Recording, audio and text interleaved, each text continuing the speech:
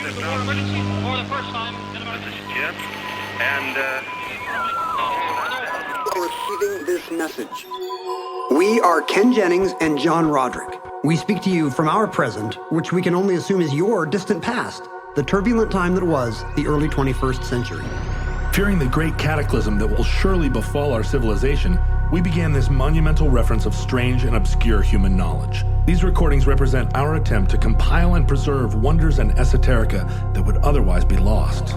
So whether you're listening from an advanced civilization or have just reinvented the technology to decrypt our transmissions, this is our legacy to you. This is our time capsule. This is the Omnibus.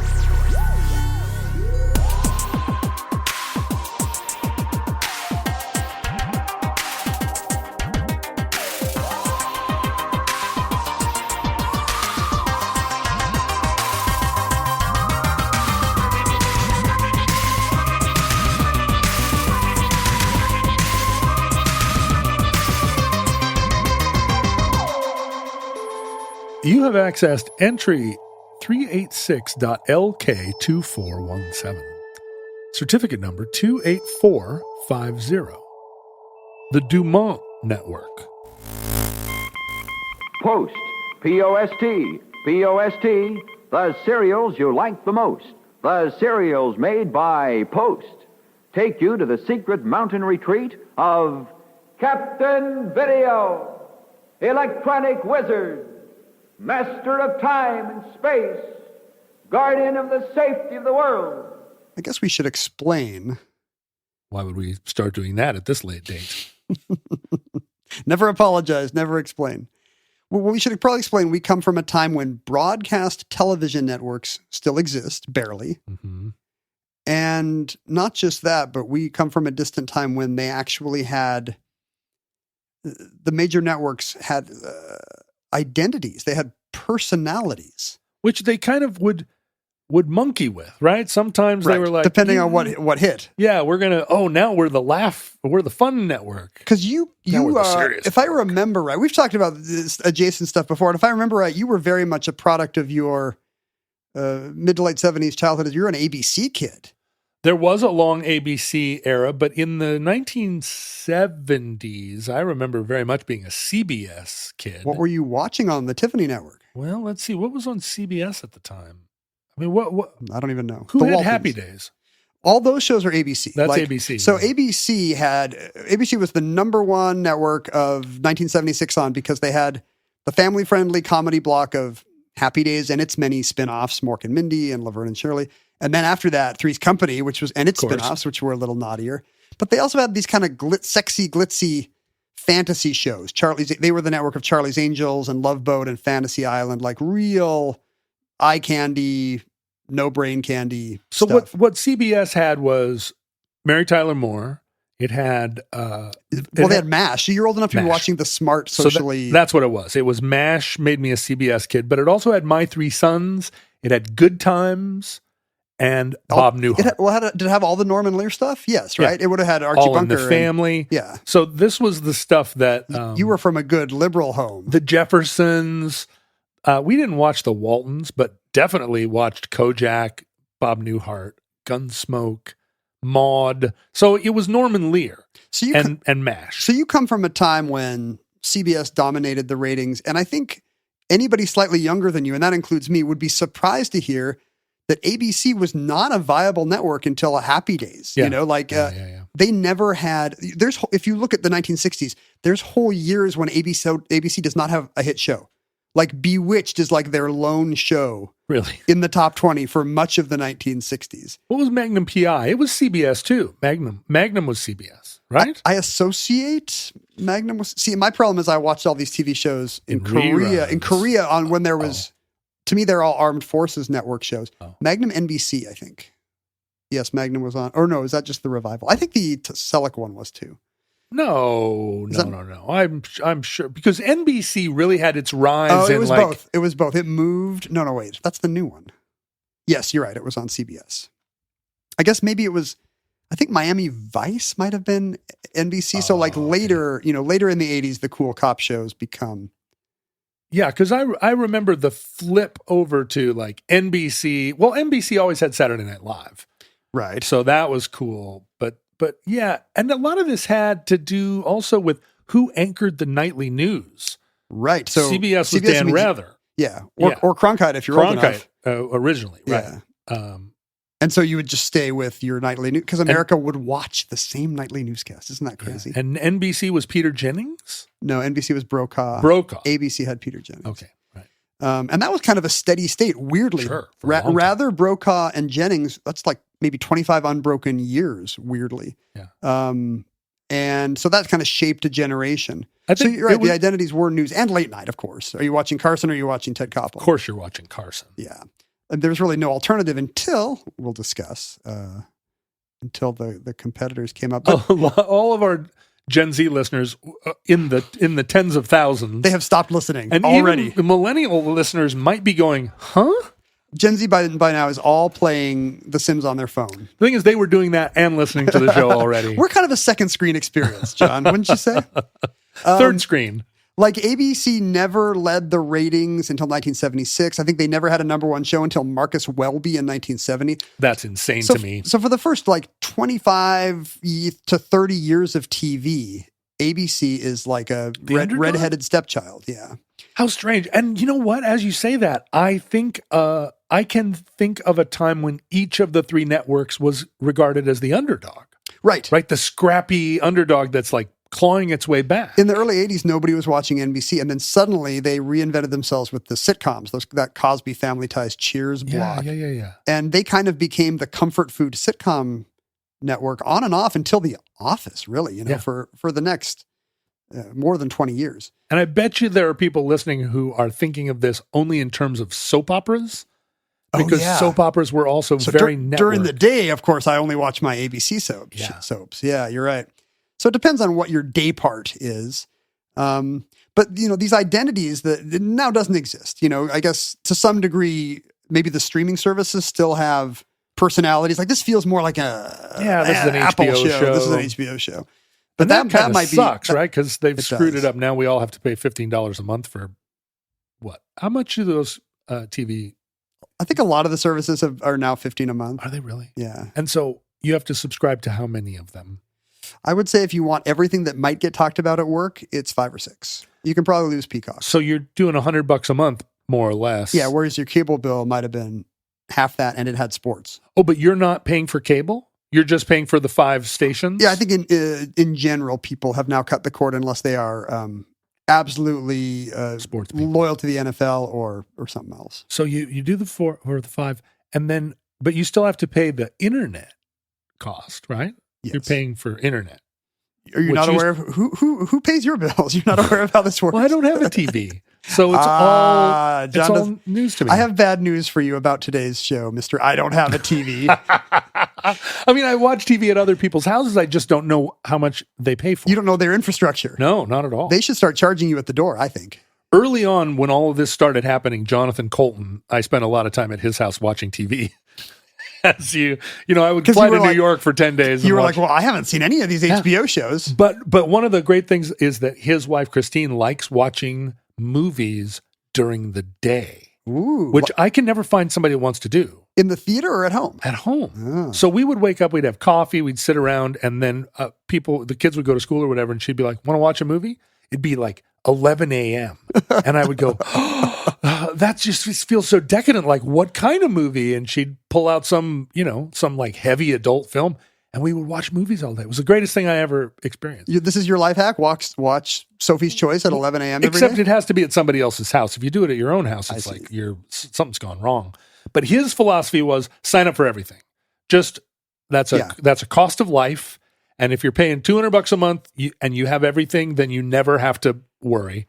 You have to have $200 a month to spend on TV. My life hack, because I'm a deeply weird person, is you make a spreadsheet of what you want to watch and then you alternate. That can't be true. Okay, we're getting Hulu for 3 months, so everybody pack it in. But then as soon as the next season of Reservation Dogs comes out, we're going to watch that. We're dropping Hulu and we're back on Apple TV because that's when we're going to watch Silo. You cannot be serious. No, this is an amazing way to live. I think everyone should adopt this plan.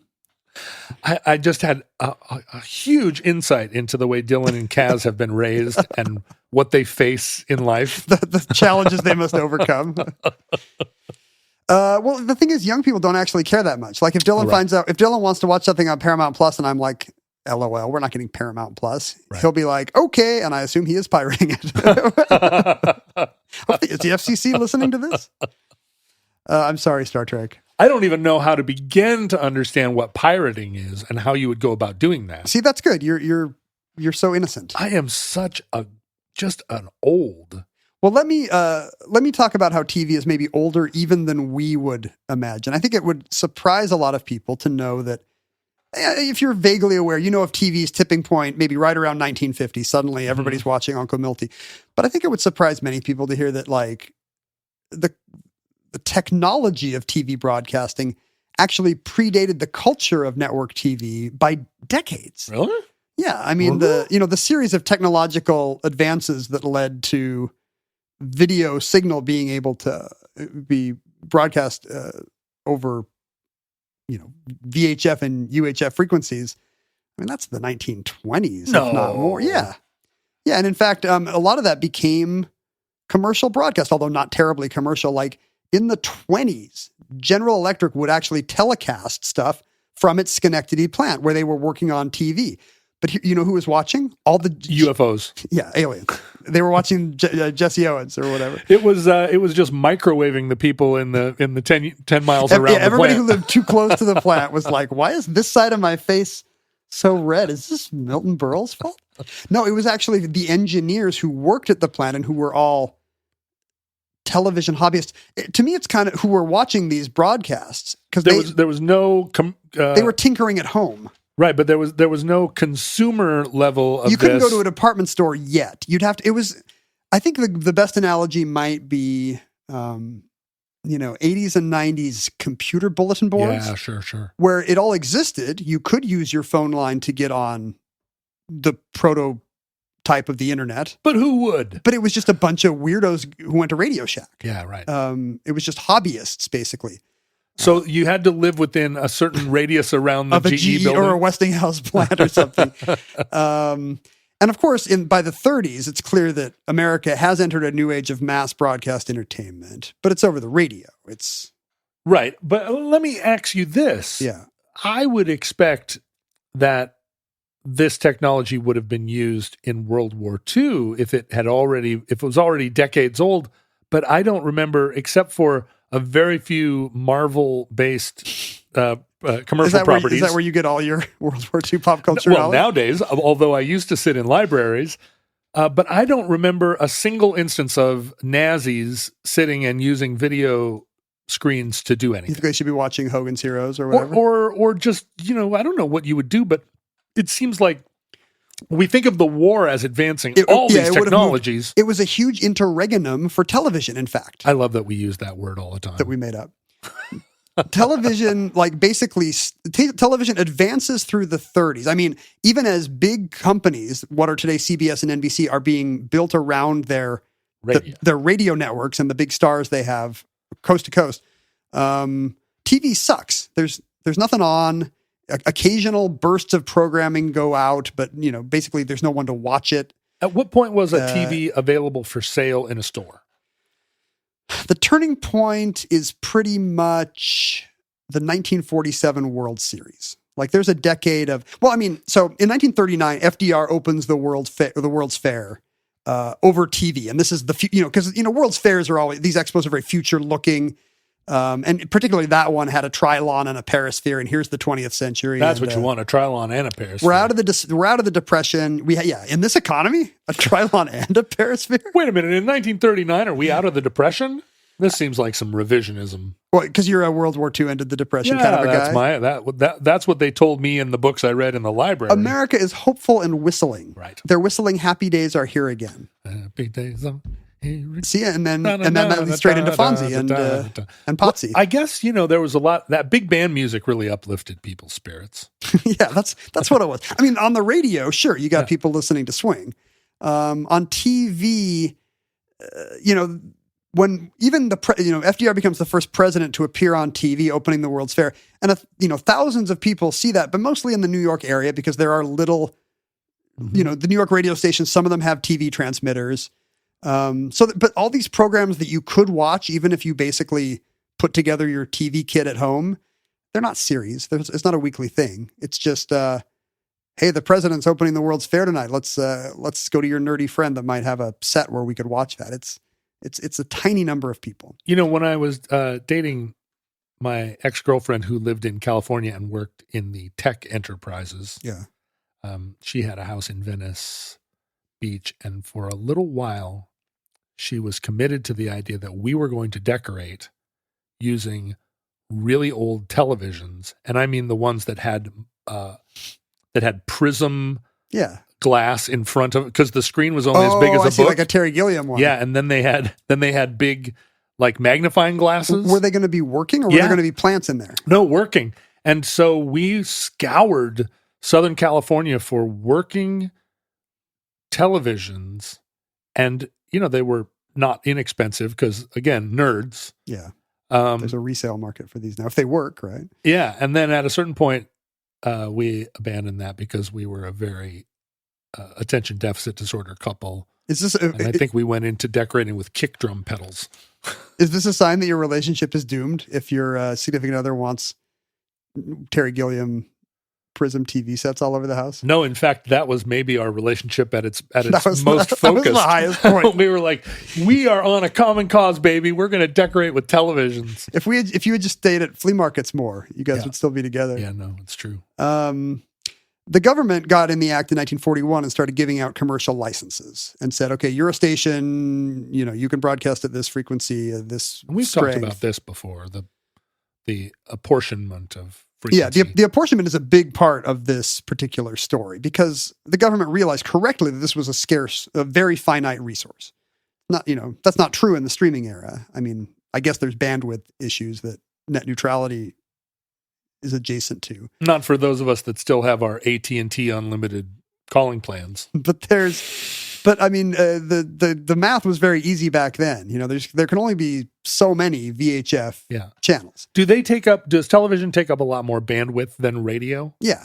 Just, I'm actually not going to look it up. I'm just going to say yes. Yeah. It's a wide bandwidth. Yeah. I mean, there was still a channel 1 at the time, but for decades, and there's between 12 and 13 VHF channels. That's it. We watch channel 0. Wait, what is that a reference to? I'm not going to tell you. Okay. Because it makes it better for those few futurelings who are they feel we more watch smart. Planet Zero. That's a clue. Okay, I'll Google that later. But as I say, the watershed moment for getting these things into people's living rooms was actually, of all things, baseball. What could be bigger in 1947 than the Brooklyn Dodgers playing the New York Yankees? Yes. So it's a Subway Series. It's Dodgers, so it's DiMaggio and Yogi Berra and Gil Hodges and all the rest. And it's the Dodgers, so it's all their stars plus the... Wait, did I say Gil Hodges was a Yankee? Maybe he was... You're going to get letters. Oh, boy. I don't want old people yelling at me. This is some Brighton Beach memoir stuff here, right? Yeah, exactly. Baseball as the American currency. And in 1947, of course, the Dodgers have their new phenom sensation rookie of the year, Jackie Robinson. Yes, sir. Yes, sir. Bob. He watched Channel 0. Yeah, Hodges was a Dodger, of course. I know that. I have a Hodges bobblehead that I got when they put him in the Dodgers Hall of Fame last year, which I did not want. If your son Dylan still listens to this program, he's so angry right now. He's really mad. He's like, stomping Dad, around. I play Immaculate. He plays this game called Immaculate Grid, where you're trying to select 9 ball players that will fill this baseball Sudoku from history. Yeah, and it's like, okay, so wait, Brewers and Angels. Who do I know that played for both the Brewers and the Angels? And you get points if you pick a less popular choice. I feel like this is civilizational sync. Well, I mean, maybe it's better. The kids are going back to baseball. Yeah, the beautiful ones are just grooming themselves. I see. Instead of having sex, they're keeping full score at major league games. But this is a huge cultural event. I mean, New York is still the center of American culture, so of course there. But I mean, thank goodness. it's estimated that 3.5 million people watch this 7-game series. On what television? Most of them in bars. Oh. I think it's almost 4 million overall, but 3.5 million are watching in bars. Is this people standing out on sidewalks watching TVs in department store windows? Oh, I think it is, because it's not. This is the thing that makes people think, we should have a set. Because maybe one person in the building has a TV. you were alive for that? I was alive for we should get a color set, Mom and Dad. Yeah. I was tired of watching Sesame Street in black and white. My mom's boyfriend's mother in 1976, she was a little grandma, and she had a portable television that she gave me as like a birthday present. And it was my own television. Of course, I was not allowed to watch it at my leisure. I was given strict rules, but I had my own TV. It wasn't anywhere near as, it wasn't color. Our color TV was a big thing that had a record player in it, some ginormous piece of furniture, but I had my own TV. I preferred to watch it because it belonged to me, and it was the size of a microwave oven. I think I was not in high school till my parents said I could have a little TV in my room, but you're right. There's the sense of ownership. This is my TV. When you're watching on your TV. I'm going to watch MASH in black and white on my TV. Ted Koppel on my TV. Now, by the time 1947 rolls around and people have seen, I could actually watch the playoffs at home. There are already TV networks. The original transmitters are just, the FCC is just giving licenses to a tower in New York or in Philadelphia or whatever. But by this time, but aren't they just radio networks? Yeah, the first two are the originals are, for the most part. Like at the time that television kind of makes its bow with the 47 World Series, there are two big players in the TV network space. There's NBC and there's DuMont. These are the two front runners. What? When it comes to networking your regional TV stations into a group that all plays the same beloved, this is the model that worked for radio. People need to tune in every market to hear the variety show they love on Saturday night, to hear Jack Benny or whatever. When my mom talks about her family, sitting around listening to the radio with her granddad is one of her formative kind of reference points when talking about intimacy. The family got together in the living room to listen to the radio. And it was really the only time that they weren't either working, eating, or sleeping. Well, TV kind of had TV almost had a fireplace vibe. People called it the electronic hearth, because just as the family would sit and knit and stare at the dying embers, you could stare at Ernie Kovacs, or Jackie Gleason. But what is this DuMont business? I am a student of American culture, and I have never even heard of Is that this. true? Well, I don't think so. Well, that's kind of why it's perfect omnibus fodder. This show was requested by a listener named Darwin, who I think he really wanted us to do the whole show on one specific DuMont program, which I'll mention in a second. But I thought the idea of a forgotten TV network, which was in 1947, up there with NBC as the front runner, DuMont should have been the future of television. What if they had just called themselves DBC? Well, that's the problem. I mean, if you're going to have a 3-letter acronym and you're DuMont, you're DUM. It's not great, right?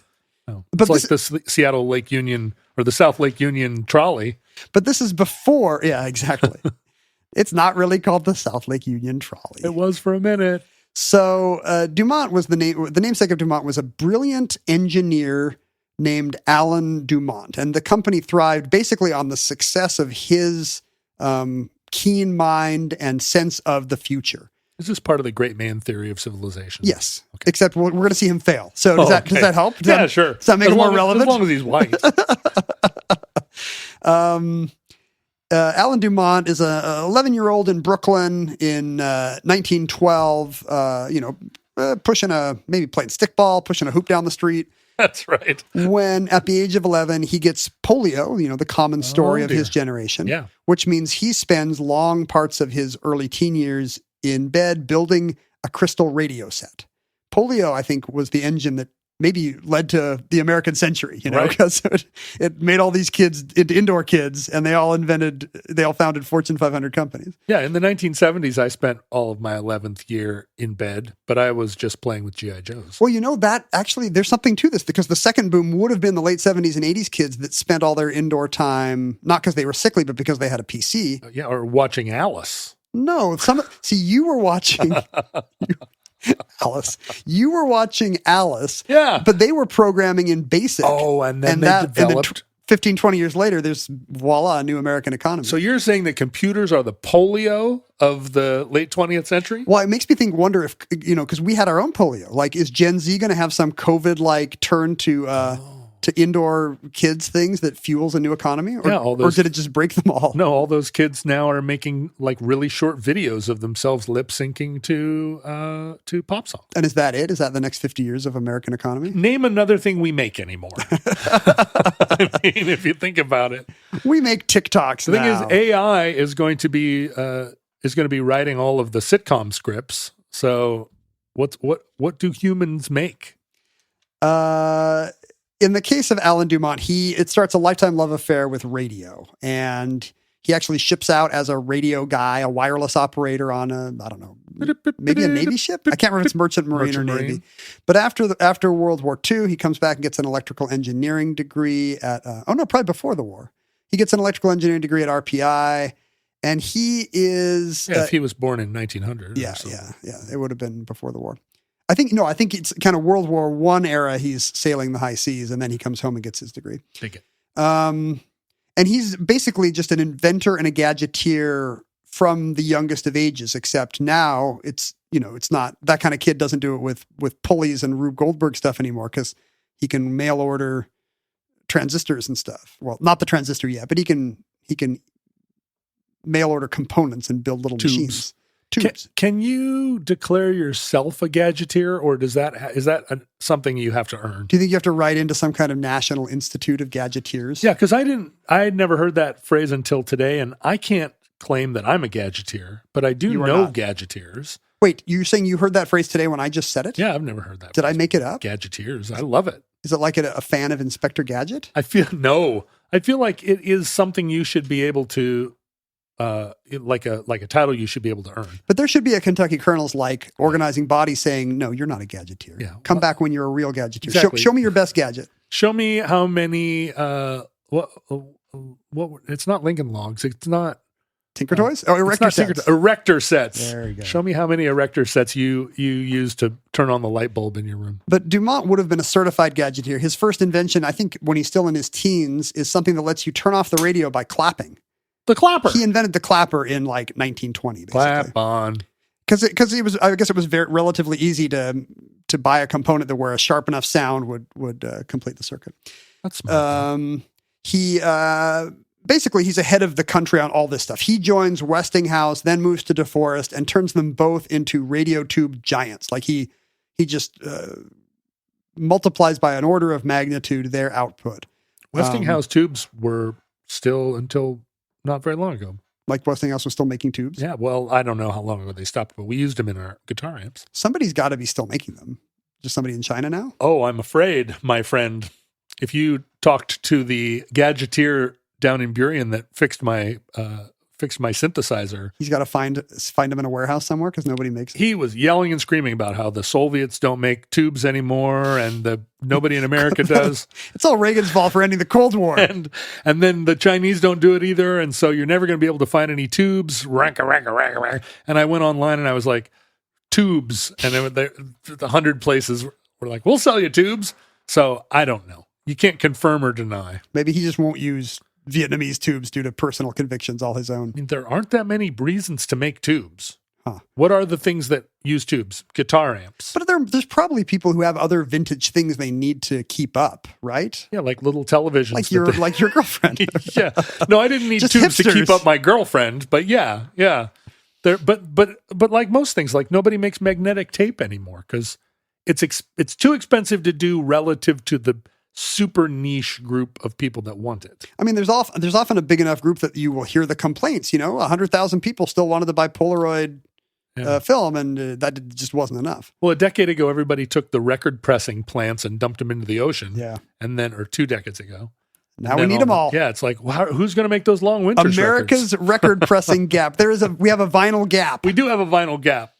So he's looking at the big board. If we're okay with the great man theory of the rise of radio and TV, it's largely Alan DuMont getting these industries up to speed and making enough of these that America can have one in its living room. This one guy. And he's made his fortune. He leaves Westinghouse into Forest in order to set up his own shingle. He wants to, he's an American entrepreneur. Yeah. Sets up in his garage because he thinks the future is cathode ray tubes. Yes. Now, you and I know that CRTs are going to power American televisions until nearly the end of the century. But at the time, the market for them is oscillographs. Okay. If you're a physics lab, John, in 1930, and grant me for a moment, it's a big if, but grant me for a moment. And you want to monitor electrical current changing, you need, nobody has a little video screen for that. An industry had to be created so that these labs could watch current change, or else you couldn't do even the most basic, like electromagnetic type experimentation. Have you ever had cause to use an oscilloscope? I've watched videos of them. I've seen them in kiddie hands-on science museums. Have you ever actually done science with one? Well, it is not maybe something you would have thought, but it is a thing that we use in music. For tonal reasons? It shows you, particularly in mastering a record, it allows you to look at an entire song and see, frequency range and anomalies, and you'll watch, if you ever sit and watch a record be mastered, the mastering engineer will refer to an oscilloscope. Oh, is that right? Yeah. I just think of him pushing those little Star Trek transporter knobs. Not knobs. That too. But all those knobs, like you do one click on it, and it really, to a mastering engineer, he really hears like, oh wow, everything. I'm just going to pop a little thing over here, and the oscilloscope is. I mean, it's not like they sit and stare at it, but it is. I would sit and stare at it. There, if I'm high, like a recording engineer probably is. I sit and stare at them for sure. At the time, American cathode ray tube technology is just in the toilet. They're hard to produce. They're expensive to produce. Ours are bad, so we're importing them from Germany. It's really keeping physics labs back.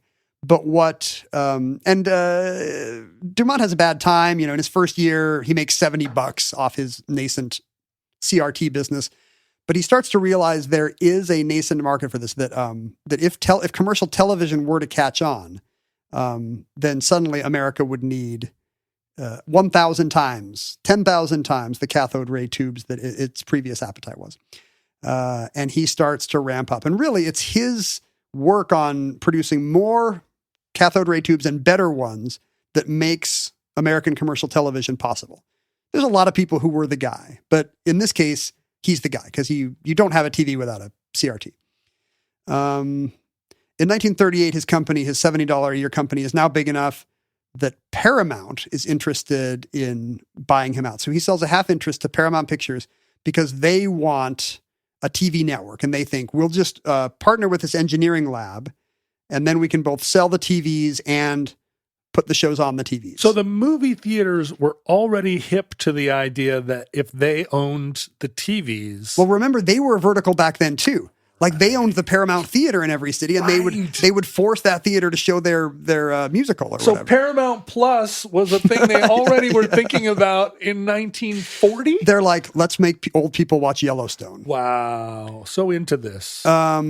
So at the time, so suddenly DuMont is not just making tubes. Now he's like, maybe we should start buying stations in a lot of East Coast cities. He starts to become a TV magnet. In 1939, DuMont Labs makes its first... not just its first, but the first large screen home TV receiver. And by large screen, you got a guess here?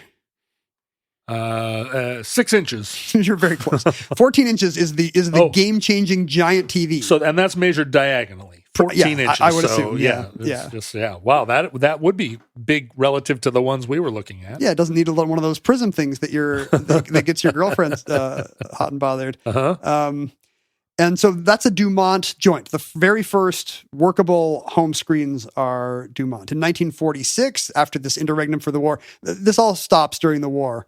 Money's just not going into it for whatever reason. Nobody sees a military application, I guess. Oh, and cathode ray tubes weren't being used in early radar or early... Maybe that's what happened. Maybe everybody needed the oscillographs and the oscilloscopes, but it was not for sending video over the air. Yeah. Anyway, in 1946, we can start using our tubes for baseball again, and it's DuMont again that has the first post-war TV on the market. He beats everybody else to market with the first post-World War II TV. Good man. And he debuts his new network, the DuMont network. He's in New York. He's in Pittsburgh. Pittsburgh, it turns out to be crucial. Bunch of East Coast cities. As per usual. In 1949, so Pittsburgh is actually what staves off bankruptcy for DuMont for a long time. Like, they have the only VHF state. New York's a crowded market. Philadelphia, whatever, but Chicago, but Pittsburgh, they've got they're like a kaiju that has a stranglehold on Pittsburgh. And which at the time was a major city in America, industrial powerhouse. It is, and it's strategically located because at the time there's no way to get your programming. If you broadcast something in New York, how do you network it to the rest of the country? Right. In the early days, basically they would receive it by antenna and then rebroadcast it. Sometimes with as primitive a technology as just pointing a camera at the screen, playing it. Really? So the quality would degrade as it moved westward to Chicago. Right. But from Pittsburgh. Well, DuMont. So there's no coaxial cable connecting New York and Chicago. I knew that. There probably is today, but there sure wasn't in the early 40s. But that's the solution, to run coax between cities. So when just laying on the ground. Yeah, maybe they strung it up. They put it on the it's on power lines like a telegraph wire. Okay. Yeah. So once you run coax between Pittsburgh was the golden spike basically. Yeah. That let DuMont connect New York and Chicago. And now the big hits from Chicago, Kukla, Fran, and Ollie, could immediately make it to the East Coast. And DuMont was, and the other way around. More crucially, the other way around. All the big New York variety shows that were coming from radio. Well, you're saying Kukla, Fran, and Ollie wasn't the thing that was driving the culture? Imagine something even bigger than a sock puppet of a dragon. Were you old enough to watch Kukla, Fran, and Ollie on television? How old do you think I am? I watched it. Did it go that long? Was it reruns on Nick at Night? What are you watching? I think it was still on. Was it not still on? It could have been. I think it was still on. I mean, TV, you really can't overstate how cheap and bad TV is back then. Yeah. I mean, I hate to say this because it's my métier, but it's a lot of game shows. The very first night that commercial broadcasts licenses were granted by the FCC, everybody showed game shows because they were already putting them on radio. Cheap to make. They were super cheap to make. All you needed was a panel of people asking questions and you were good. It's the same reason why Jeopardy and Wheel are the most watched TV shows in America today. They're inexpensive. They're inoffensive. They're background for your life. Right. So DuMont is first to the Golden Spike, and they can connect the East and the Midwest, which is a huge Neil Armstrong-like thing. By 1951, Alan DuMont is the first millionaire in TV. Hooray, Alan DuMont! Person I had never heard of until 20 minutes ago. DuMont is a $75 million a year company, just turning out TVs from its 4 New Jersey plants, selling TVs all over America. In 1954, they've opened the lavish DuMont Telecenter on the Upper East Side of New York, Lenox Hill, where all their programming originates. Have you been to the Radio and Television Museum in New York? I have not. The Paley one where you can watch old stuff? Yeah. Oh, I don't believe that you haven't been there. It's incredible. You need to go immediately. What are we doing here? Let's get on a plane right now. It's really incredible. It really is like a library archive. I can't believe I haven't been. I know, it's so Ken, and you're right there. It's just right in the middle of Midtown. I'm going to be in New York in September. I'll probably go. You should. But make a note of it. I'll report back. Okay. Now you may be wondering, why are NBC and DuMont so far ahead of the game? Like, where are ABC and CBS? Because CBS had Edwin R. Murrow. CBS was the biggest radio presence, They're the Columbia Broadcasting Service. They are, ABC's as a more recent addition, they were an NBC spinoff, an antitrust, government antitrust suit. Which portion of NBC spun off? NBC had 2 radio networks at the time. I think they called them Blue and Red, and the government was like, no, you don't. So the government forces NBC Blue to become ABC, and they are hamstrung because they just don't have their own New York station because they're a Johnny-come-lately. Thanks, Obama. Exactly. They don't have a New York station, and that's just in a New York-centric America, you just can't compete. So they have nowhere. That's where most of the TVs are, and they can't air shows to them. So they're basically producing their own shows on other stations just for practice. So that someday when they get it, including DuMont is airing ABC game shows just because ABC is like, someday we're going to be a network. We promise. We're going to have Happy Days. We're going to have the Ropers. See, that's why you can't tax the rich. Because otherwise they won't have the time and luxury to practice TV. To practice making a TV network. Until they finally are a TV. If Rupert Murdoch hadn't had all that time, think how bad a state we'd be in. Where else would the Howard Stern show have incubated? CBS is huge, but they are holding out for color TV. They're pulling that early. Yeah, they're pulling a Betamax play. So the current standard that everybody else is using would not have supported color TV. And CBS thinks this is our category killer. We can kill off the other broadcasting networks if we can persuade America to buy into a new color standard. Then everybody else will be playing catch up for a decade. They have to be able to do that before everybody invests in a black and white TV, right? It's not like... Right. Well, maybe. Expensive. Maybe you'll get people to upgrade. Yeah. But basically what you're forcing is all your network broadcasting competitors to have infrastructure that's no damn good anymore. I see.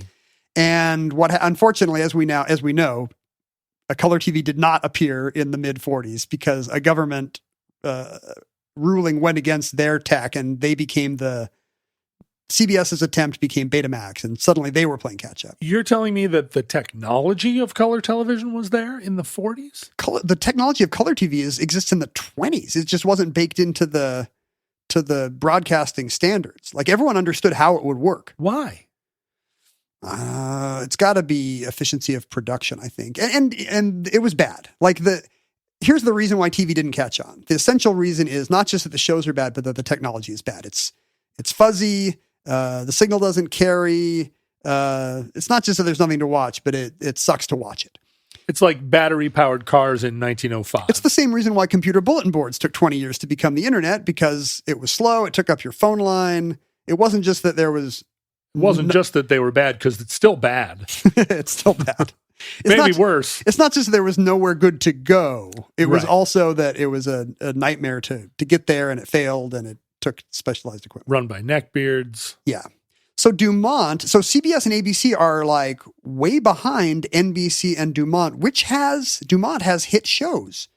In the late 40s, they win the Hooper ratings, which were the precursor to today's Nielsen ratings. That also seems like a future Omnibus episode. The Hooper ratings? The Hooper ratings. We should do the Nielsen ratings. How have we not? That's about to be forgotten. Let's do. With all the streaming shows keeping their ratings under their hat so they don't have to pay. Do you want a Rochambeau who gets to do the Nielsen ratings? It's much more of a Ken show. No, I think maybe you should do it, and I can use it to grouse about streaming ratings. Where I'm like, apparently there was a thing. They won the Hooper ratings in, 48 or 49 for Ted Mack's Amateur Hour, kind of a talent contest, American Idol type show that had come from radio. They had the first sitcoms, Mary Kay and Johnny, the Goldbergs, not the new one. They had the first network soap opera, Faraway Hill. You're like, this is like alternate universe. I know, right? A better version of the 40s, a steampunk 40s. And here's the real steampunk. They had the first science fiction show, and it was a huge hit. Have you heard of Captain Video and his Video Rangers? That sounds like a 1980s, sort of night flight show. Captain Video. You have to go to KFC or Taco Bell and get some red and blue glasses so you can watch it. Yeah, it stars Super Dave Osborne. No, this was the first science fiction show on American television, and it was huge. It was intended for kids, but they ended up having to program it later and later because it got weirder and weirder. Because dads were watching it because there was an appetite for pulp sci-fi that covered a ton of ages, and there was no TV show. Right. Now, and this is the Harlan Ellison days when sci-fi could get really, really creepy. It was actually written by all the pulp writers you would recognize. Asimov and Arthur C. Clarke and all these guys wrote for Captain Video and his Video Rangers. This cannot be true. And This whole story you're telling there me. are 1,500, well, there aren't, but there were 1,500 episodes of this show about this futuristic do-gooder, Captain Video. How many episodes of Twilight Zone are there? Well, it's 5 30-show seasons-ish. Let's say an order of magnitude less, 1/10 as many Twilight Zones as Captain Video and his Video Rangers. Do they only survive at the Television Museum in New York? Only a handful survive for reasons I will elaborate on in a moment, sadly. I think about 15 maybe are left, and they're not good. Don't get me wrong. Like Twilight Zone is prestige TV where, like, you know, the greatest playwright of his day, Rod Serling, is trying his hand at Tales of the Macabre and Uncanny, and that's the secret sauce. This is dumb. Guys in cardboard robot suits. There's no special effects because Captain Video is aired live. It's a live science fiction show. Can you imagine? So it's like a play. It's like a theater, It's a little play. like a home theater. And they've got a $15 a day budget to make their little ray guns out of, so nothing good can happen. As the show takes off, I think eventually there's no effects at first. Eventually they finally find some gadgeteers to make little 16 millimeter insert shots of spaceships that they can they can drop in. Or triangle wipes or whatever it Right. was we were still using in the 80s. Diamond wipes. So this is like a category killing show. It's got And it runs from when to when? let's see, Captain. 1,500 episodes. Was it like daily? It was 5 times a week. Wow. It aired from 1949 until 1955, Monday through Saturday. Whoa. So my older brother would have watched this show. Oh, did they have it in Seattle? Let's see. DuMont? DuMont had a coast to coast hookup. Like, so I'm pretty confident you could watch Captain Video in LA. I wonder about Seattle. I assume so. I mean, we were not on any American map at we the were time. a logging town. Yeah. Captain Video fought, kind of faux Yellow Peril, Yellowface villains. He also fought Ernest Borgnine in one of his earliest roles as, one of his arch enemies, Fought McHale's Navy. what was the guy's name? Nargola.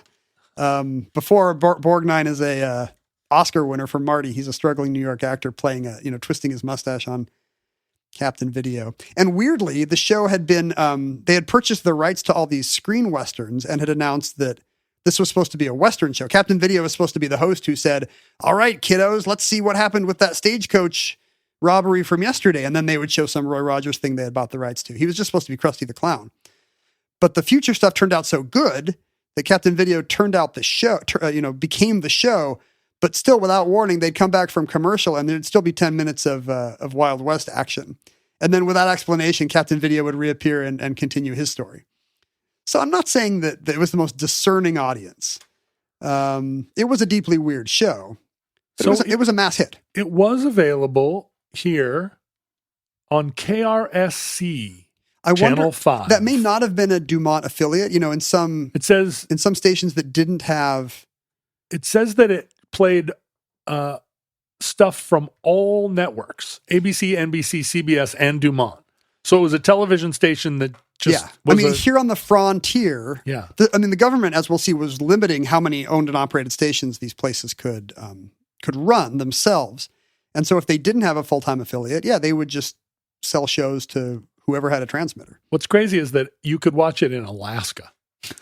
Kids love Captain Video. KTVA, which is still an operating television station. All that kind of a Christmas story, radio nostalgia of the kids who grew up listening to these adventures.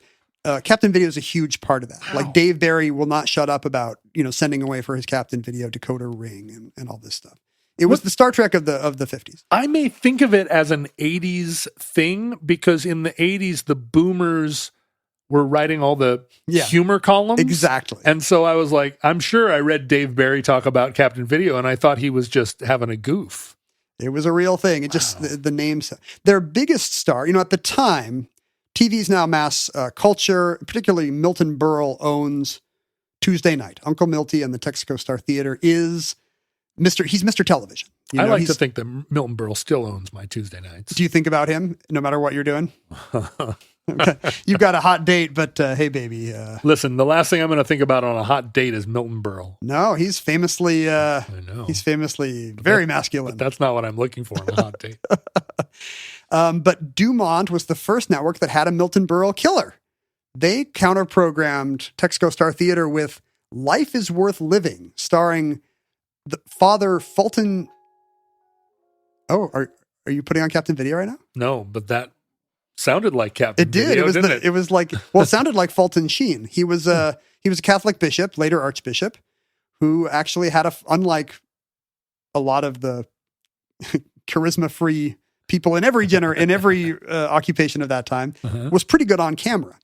So he would give life-affirming 30-minute homilies about, citizenship and so forth. But that's not anywhere near as fun as watching Milton Berle slapstick around. It was Barbenheimer. It was counter-programming. Some households are not going to let the kids watch Uncle Milty do whatever low vaudeville stuff he's doing. They want something a little more edifying. And Fulton Sheen won Emmys for DuMont. I watched some clips of him, and he's really not ready for prime time. I was expecting to see a charismatic, maybe televangelist type, and he's very much Mr. Rogers. He's you wouldn't want to say Mr. Rogers has a simper, but he kind of has that quality to his voice where, for many years, a lot of people who couldn't be free with their sexuality went into the priesthood, and I'm not going to speculate about Bishop Sheen, but I went to Jesuit school. But he very much has that gentle affect, and he's wearing the full kind of purple and red robe, so he's got a cape. He looks like the bad guy in a Monty Python sketch or a Zorro serial. He's comfortable improvising. He's got a very loose. Suddenly he'll just turn and start talking to the camera guy like Regis Philbin would, But he's not slick in any way. But he was the big celebrity of DuMont. They could have been the fourth network. But as you know, John, we live in a worse future where that didn't happen. Right. What went wrong? What did go wrong? What happened to DuMont? Well, they were being propped up by their TV sale. I like how you say it in a French way. DuMont. They were being propped up by TV sales, and after 1958, that went into decline. I assume because of just more competition in the market. They were the classic early adopter that then got caught up too. And suddenly other people are making tubes and components and receivers, and now they don't have that cash cow to carry their losses. Because there were losses. Unlike, especially CBS and NBC, they did not have a radio network. DuMont never had a radio network. Oh. Because they were the forward-thinking guy who started making tubes and then was like, I should own affiliates. Right. Why go backward in time? Exactly. But that turned out to be a mistake because CBS and NBC could rely on their radio network for a talent pool. Suddenly they could put all your radio favorites on TV and they had a built-in audience. It was like the same reason that all movies today have to be a Barbie or a comic book. When did it tip from radio to TV where the mass audience was on TV? Because people were still listening to radio. Oh, sure. I feel like when does TV become where the culture is? Yeah. It's probably mid-50s. It's 55 or so. Because even in the 80s, all the smart moms that had fuzzy sweaters were all listening to NPR all day. Oh, that's still true. Is that true? Mom's are going to mom, Mom's going to mom. I mean, they're listening to Omnibus. They're listening to podcasts. There you go. But no, NPR survived the radio collapse by Barbenheimer counter-programming. Other than Sarah Watkins and the Prairie Home Companion, I don't see NPR creating a lot of mass culture. You're right. But you see, in major American cities, you see enough tote bags and T-shirts to know what people have on in the car. You got it. All you have to do is see in the old days, a Volvo. Now it would be a Subaru Outback. Right. I think the Volvos are back. So they did only because you're driving a Volvo. That's what defines what's cool in Seattle. What's Ken Jennings driving? So there is no talent pool, which means they have to pull all their stars from Broadway and hope that America will fall in love with, Maury Amsterdam or whatever. And did Paramount mob up with NBC? I mean, did the big studios make relationships with TV stations? Okay, that was the problem. So they don't have a radio network, so they don't have a talent pool. They don't have the good affiliates because often the radio and TV in a given market would go hand in hand. So they had to pick up the crumbs. But Paramount ownership turned out to be a real, what's the expression here? Game changer? No, something that's bad. Like that's your Achilles heel. Achilles heel. It turned out to be their Achilles heel. Paramount, so they could have survived. When it was clear that they were losing money, they tried to do what UPN and WB did and merge with ABC. ABC was the distant third place network. They were like, between the two of us, we could beat CBS and NBC. I thought what WB did was make a bunch of T-shirts with the Tasmanian devil on it.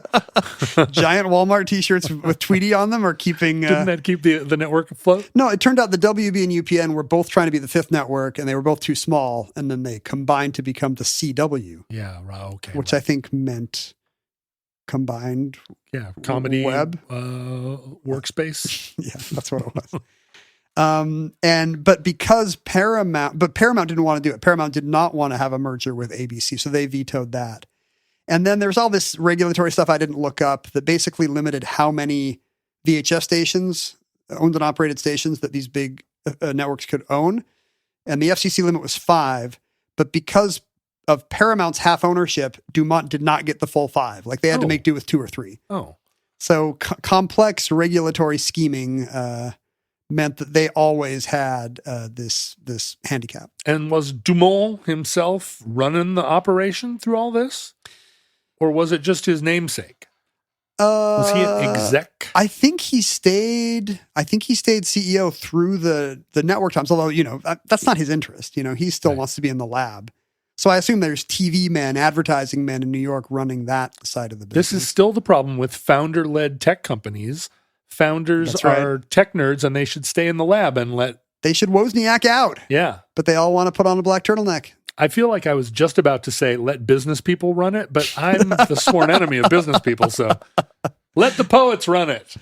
It turns out who you don't want running it is the fake tech guys who were never good at tech, but are convinced that they're tech geniuses. Yes. Okay. Somebody tell Elon he's not a gadgeteer. Okay.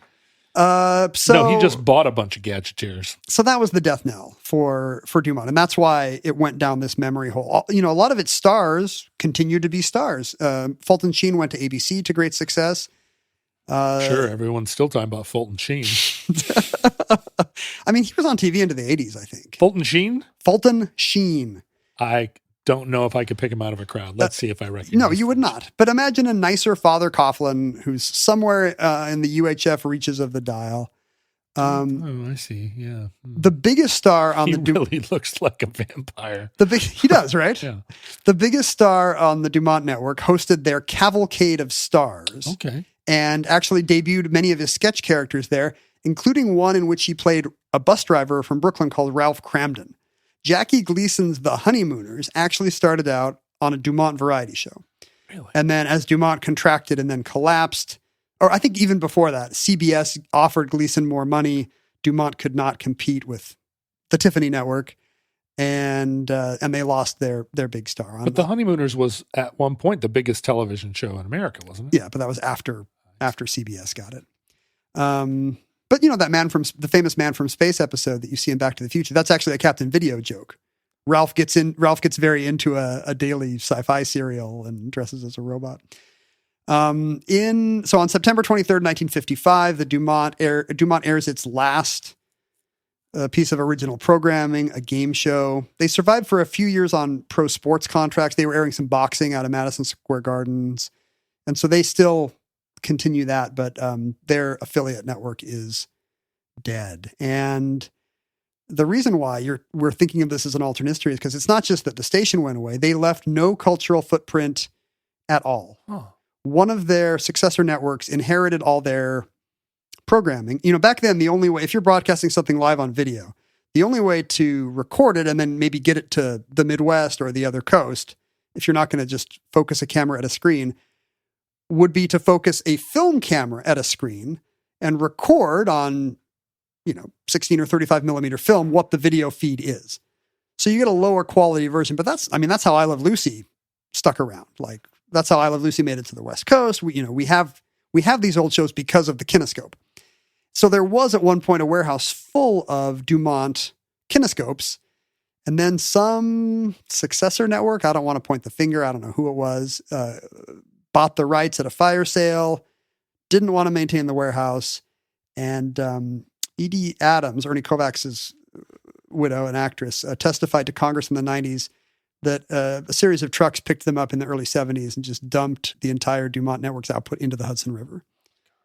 And, there have been attempts to pull, old rare wax cylinders or, lost film out of rivers, and those have worked. But I don't know of any attempt to dredge the Hudson for 1,500 episodes of Captain Video or even historically important stuff. The first sitcom, the first soap opera. But maybe the DJs of the Honeymooners. future will be remixing video, and they'll pull that stuff out, and it'll be like the beats, like the soul beats that they started repurposing in the 80s. Yeah, the future archaeologists we're talking to. The Hudson River is no doubt dried up now. Right. Go into the mud. Go find. Actually, Cavalcade of Stars. A lot of that stuff survived because the hosts kept copies. Gleason kept personal copies of his sketches, which is the only reason why we have those early Honeymooner sketches. Otherwise, they'd be at the bottom of the Hudson River too.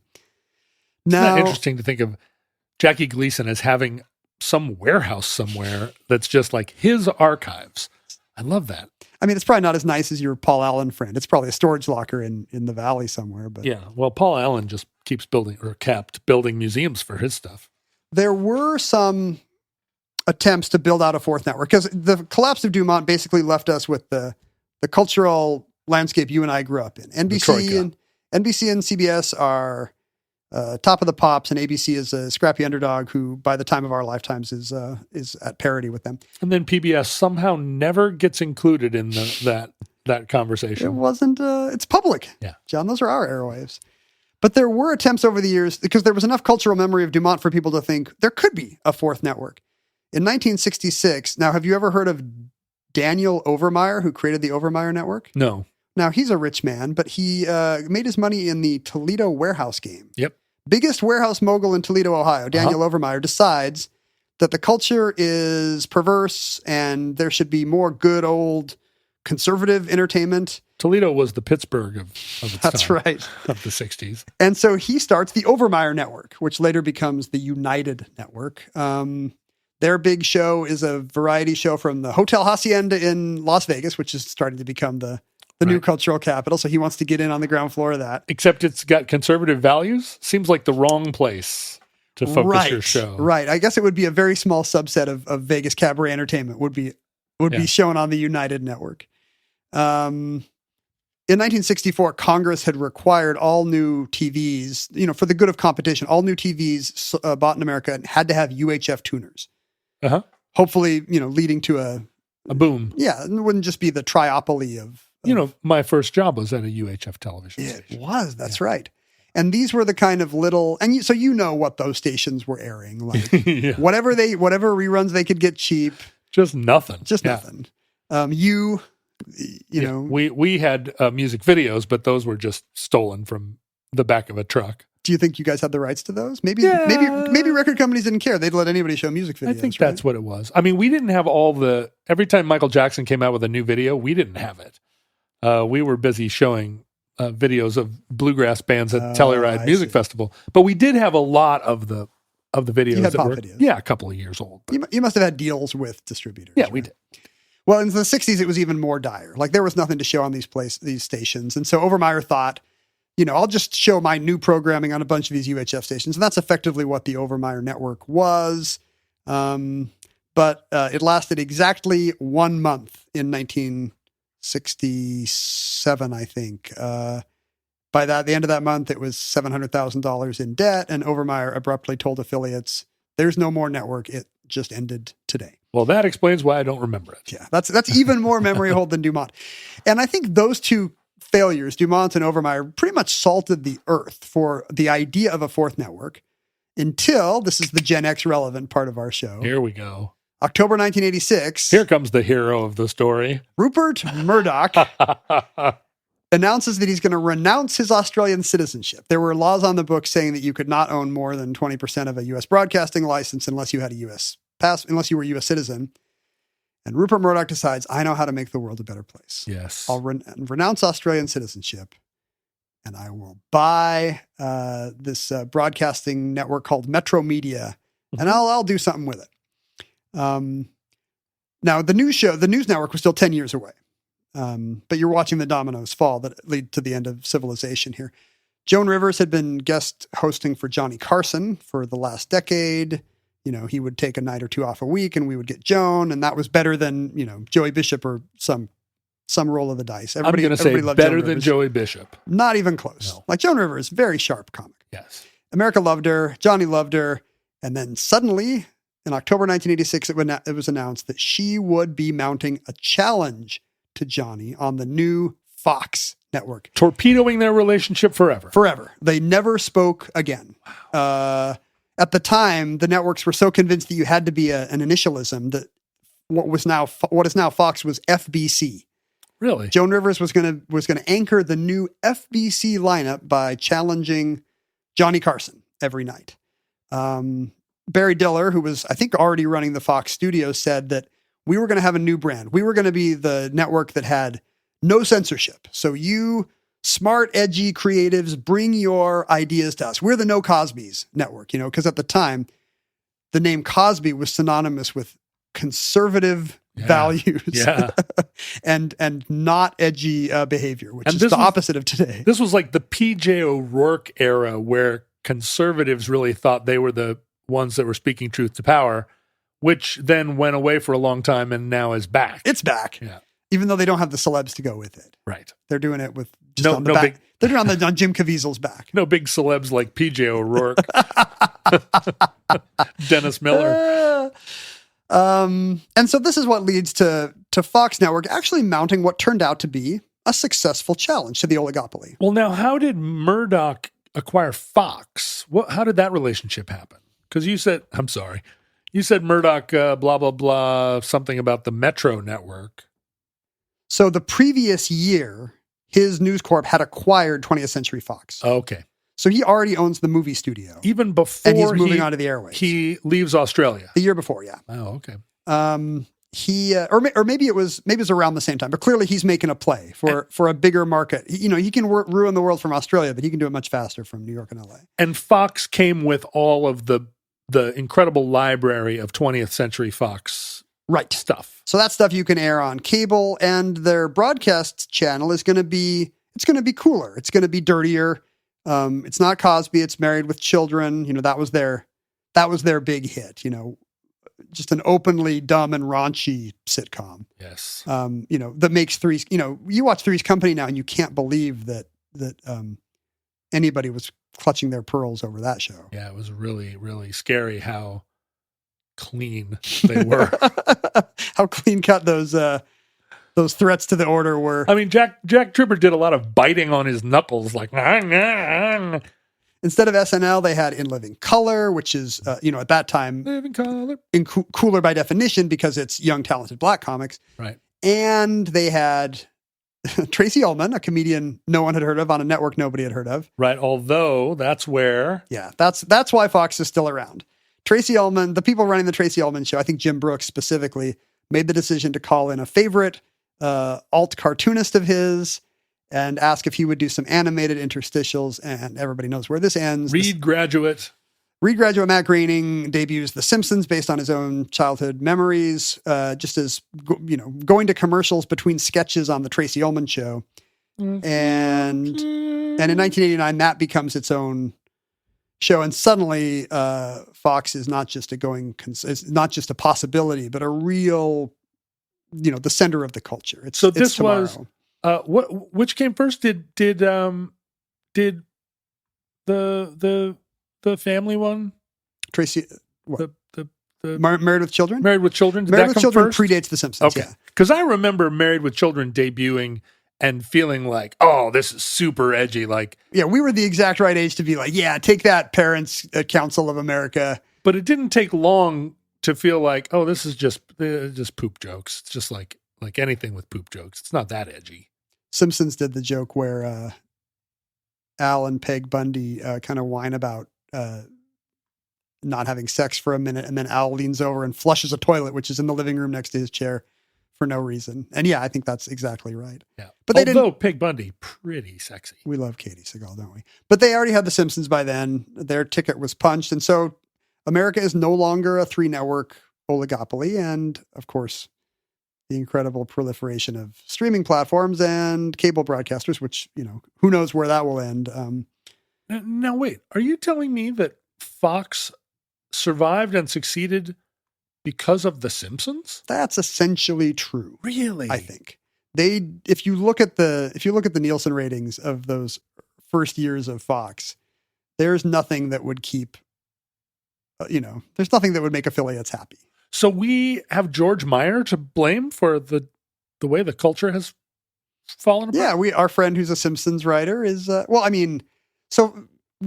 guess what you're saying is, would Murdoch have started Fox News if FBC had failed? Yeah. He probably would have. We can't blame the Simpsons writers for that. Okay. Because he was already News Corp. He was already a tabloid. But dope. would he have gone out of business? Oh. Is the $1 million question, like everyone who came before? Like the Toledo warehouse mogul? Yeah. Like Alan DuMont? That's a nice world to imagine where they don't hire Matt Groening. The Tracy Ullman show lasts a year. Fox shuts down. Murdoch is you'd like to say sitting in an alley somewhere, but sitting on a beach somewhere. Yeah. Not making TV. I will say to any futurelings who have not listened to Tracy Ullman's cover of They Don't Care About Us, one of the great songs of the 80s. You recommend it. And I think you should Spotify it immediately. The punchline, since we like to have a punchline on this show, it's not, it could be a Tracy Ullman deep cut. Why not? Mm-hmm. But, Fox is now the fourth network. Their flagship New York affiliate runs from the Fox Television Center at 205 East 67th Street on the Upper East Side. Not encouraging you to go there and throw paint balloons. You want to pick at Fox News on 6th Avenue. Oh, okay. This is just where this is the Fox Television Center of the Fox network. That building is in fact the former DuMont Telecenter, opened to much acclaim in 1954. No kidding. Is it a 1954 building? Is it like an internationalist style skyrise? That is exactly what I'm picturing. And I think I've done TV in that building. You have done TV in that building. Not DuMont era. Oh, but you've gone on a talk show or something on Fox. Yeah, I've been on Fox and Friends down at the Fox News thing, but I don't think I'm their friend anymore. What did you do? What did I do? Yeah, what did you do? To not be their friend anymore? Yeah, why are you not friends with Fox and Friends? I feel like I'm the same. I think they changed. I think the culture changed. John. The Fox and Friends moved away from me. They used to be like, Ken Jennings, come on down and we'll talk about fun stuff. Yeah, we'll just talk about game shows. Now it's like, hey, wouldn't you agree that the libs are trying to steal my kid's lymph? Yeah. Your delicious kid's lymph. Delicious lymph. And that was when I walked off the set. I didn't have a lot of lymph material. And that concludes the DuMont Network. Entry 386.LK2417. Certificate number 28450 in the omnibus. Futurelings, in the unlikely event that social media still exists in your era, Facebook, Twitter, and Instagram are not things that we talk about anymore. But you can find periodic posts at Omnibus Project. You can still find Ken Jennings and John Roderick on Instagram. I am no longer on Twitter. Ken, you're starting to wean off of X, aren't you? I'm pretty half-hearted on all of the above. Yeah. But on Facebook, oh my gosh, there is a very active and super fun group of futurelings hanging out, posting pictures, talking about stuff. You can also find groups affiliated, futureling groups on Reddit and Discord. There's a new Discord, I hear. And other funky places, people posting themselves, singing along with Ken Jennings. Singing along with Tracy Ullman. And John Roderick, hopefully. Send me those fractions of a penny. You can email us at theomnibusproject@gmail.com. That's where this show came from. Oh, no, this was a Patreon suggestion. It was. And you can send us suggestions if you are a subscriber to our Patreon at patreon.com/omnibusproject. That's only one of many perks that contributing even a small token amount to our podcast will grant you, although suggesting a topic requires that you subscribe at a slightly higher amount, but it's great value for your dollar. $1 a week gets you an additional show every month, which is pretty good. Pretty great, considering how fun those additional shows are. We love the addenda. Where we read your letters and make fun of them. I can't believe you, who don't subscribe to the Patreon, are still listening to these lesser weekly shows. No, these are great shows. Instead of the amazing amazing 4-pay addenda shows. You can send us actual mail to P.O. Box 55744, Shoreline, Washington, 98155. It looks like you've got another stack of postcards over there. Derek actually went to Trieste, although, this is a postcard from Trieste. I think on your say-so, John. Yes, and? Listening to you wax poetic about it cemented his decision to visit. It is a lovely city reflecting its long 19th century heyday under the Habsburgs.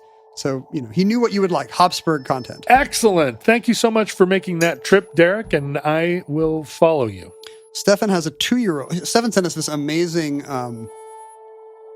postcard of Que lindo es Ichuacan, el paraíso de Mexico, some classic movie from the golden age of Mexican cinema, apparently, starring the great Tito Guizar. Mm-hmm. Good-looking guy. He's great. But, by Mexican movie star standards. But Stefan's note is unrelated to this film. He just wants us to know that his 2-year-old loves to dance to the omnibus music, but it's too short to keep him occupied because it only plays, I guess, from about the 49-second mark to the minute 11 mark. And he wants to dance for more than 22 seconds. Haven't we done this at some point? Didn't we have an extended dance remix of the woo? I think so. There definitely is a longer version of it. I think that someone on the Futurelings page could absolutely take what is there and loop it and turn it into an MP3 for your child to dance to. Stefan, head to the Facebook's Futurelings page and see if anyone has hooked you up there. And please send us video of Charlie cutting a rug to the longer version of the theme. We also got a note from Rich, who wishes us many goods and cheese, and notes that the enclosed has no direct connection to anything relating to Omnibus. Well done. How could you even find a thing that hasn't at least been mentioned once? He implies that Omnibus is more of a vibe than a set of entries, which is probably true. I disagree. We're a set of entries. We're not a vibe. Are we a vibe? Well, he asks if we have an appreciation for unique and or specialized forms of transportation. Absolutely. Right? I think pretty clearly. We're this podcast is 75% funicular railways, right? Yeah. Well, he wants us to know, let's see, the Conservancy. He must work for the E.M. Cotter Conservancy. Is this like a fireboat restoration group? Sent us, some books of beautiful. He sent us 2 copies of this book of beautiful photographs for the Edward M. Cotter, the world's oldest working fireboat. Wow. Which has been patrolling Buffalo's waterfront. It's beautiful. Since 1900. Look at that beautiful fireboat. Our fireboat is not that much younger than that fireboat. I do like to watch our fireboat. Yes. But look how red the BFD one is here. You sent me a text only a few days ago, a fireboat-related text. I did. And the fireboat was welcoming the fleet into Elliott Bay. Yeah, you were for Seattle's annual seafair jury duty, and you were like, "Why is this fireboat and this fleet puttering around Elliott Bay?" And because I was King Neptune, I knew you had the seafair deeds. I did have the deeds. And fireboats play a big role in Puget Sound. They always have. Our oldest fireboat is the Duwamish, and even what year? Well, when I was a kid, we always 1909. So Buffalo beat us by 9 years. They did. What I want to do is go set fire to this thing, and then the Duwamish will be. Oh, okay. All right, I see what you're saying. But look how beautiful the Edward M. Cotter is. It is. Is our fireboat red and white like that? No, it's our fireboat, like most Washington boats, is white and green. Yeah, look at this white stripes ass fireboat. That is a hot fireboat. It's amazing. And they look somewhat similar. If you it's probably the same tech. It's the same era. So if you put in oldest fireboat, you do get the E.M. Cotter. But if you put in oldest fireboats, that's going to take me a little bit longer to figure out how old the Duwamish is. Because there's a band called the Oldest Fireboats? I'm going to start making records again. Do you think we have a first one No, we can't have one that predates Great Lakes fireboats, right? Okay. Well, there's actually on this website a list of famous fireboats. Can you believe that? It's a very low level of fame, I would say. Fireboat fame is worse than internet fame. So the Abram S. Hewitt is a New York City one from 1903. So the Duwamish is not in second place. Not in second place. Alas. Listeners, from our vantage point in your distant past, we have no idea how long our civilization survived.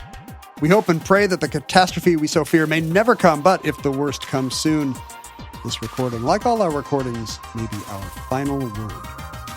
But if Providence allows, we hope to be back with you soon for another entry in the Omnibus.